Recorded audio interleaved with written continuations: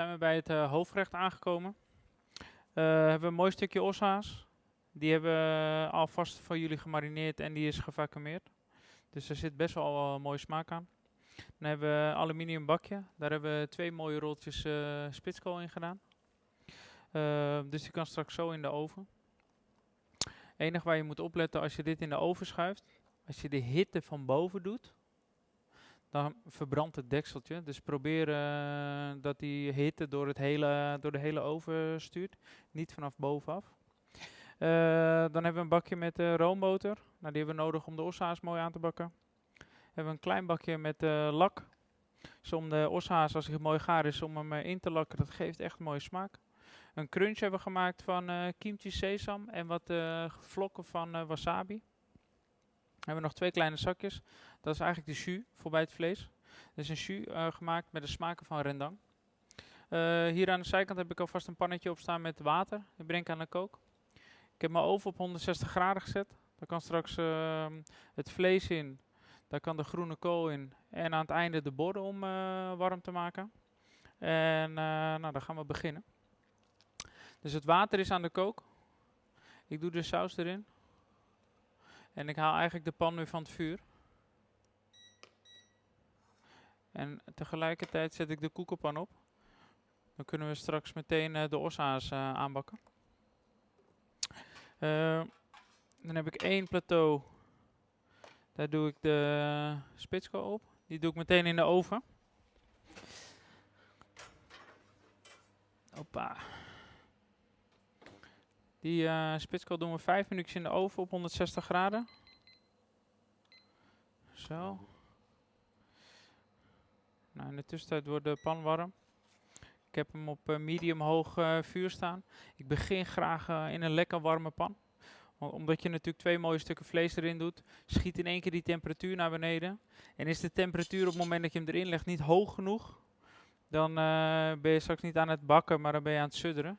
Nou, dat zou zonde zijn.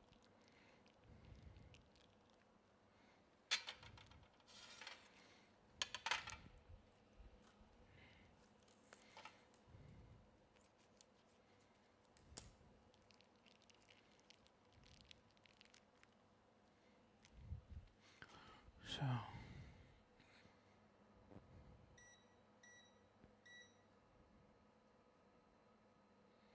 Oké, nou ik voel eigenlijk met mijn handpalm de temperatuur van de pan. Dan weet je ongeveer wanneer het vlees erin moet. Een heel klein beetje zout er nog. Aan beide kanten. En zout smelt eigenlijk bij deze temperatuur. Dus dat komt mooi aan de bovenkant te liggen. Nou, wat ik zei, ik doe het vlees in de pan.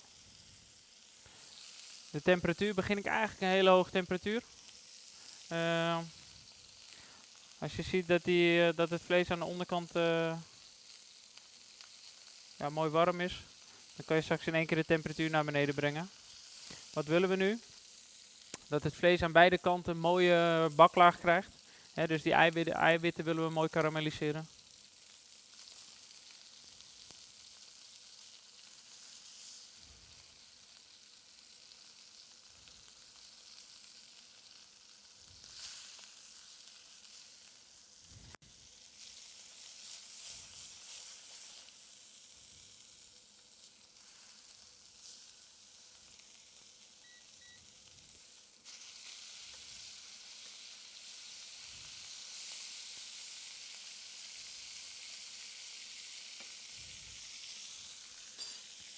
Nou, ik had het dekseltje van het bakje met boter af. Op het moment dat je het vlees aan 2 kanten mooi bruin gebakken hebt, dan doen we de boter erbij. En dan mooi arroseren, dus de boter mooi over het vlees heen. Dat komt echt ten goede van de smaak.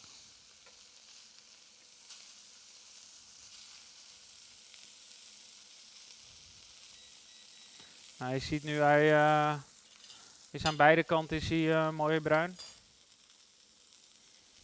Dan doe ik de boter erbij. Zorg dat je lepel droog is, anders gaat het in één keer spetteren.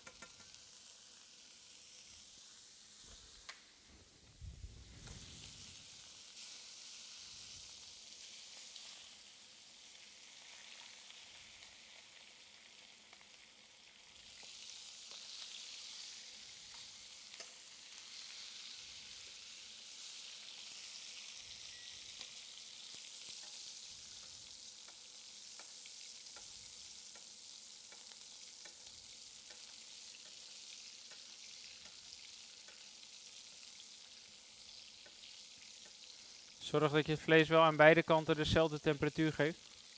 Anders is hij aan één kant iets gaarder dan aan de andere kant. Dat zou zonde zijn.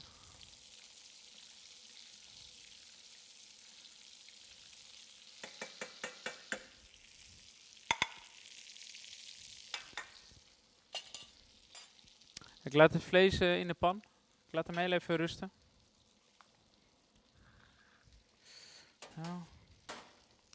Tussentijd doe ik de borden even in de oven. Timer geeft aan nog 1 minuut.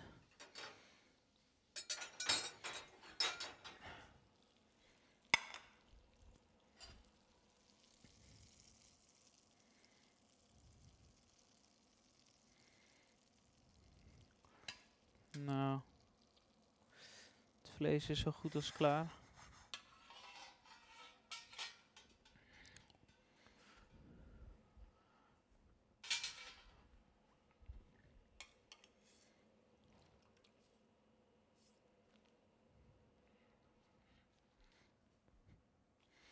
Zakjes met de saus. Zo.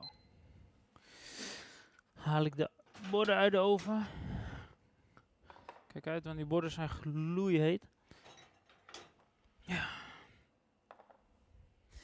En dan haal ik het rolletje spitskool uit de oven. Dus kijk uit, dit is ook hartstikke warm. En wat ik dus zei, kijk goed hè, dus dat je niet hitte gebruikt vanuit boven, want dan verbrandt het dekseltje. En dan sta je raar te kijken. Oké, wat doen we? Leg het vlees in het midden.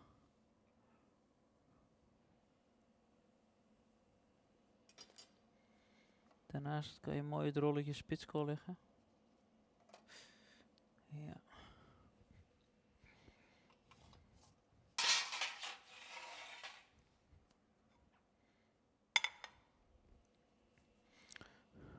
Dan hebben we de lak. De lak kan je verdelen over het vlees.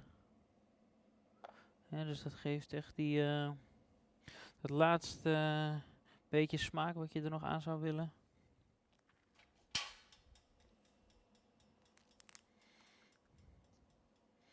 Ja, daar overheen doen we de crumble.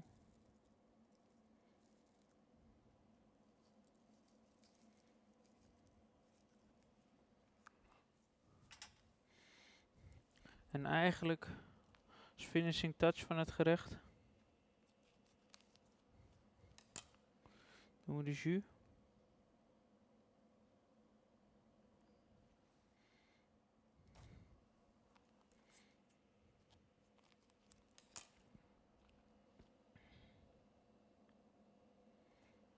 Zo. Nou, dit ruikt alleen al super lekker. Geniet van jullie hoofdgerecht.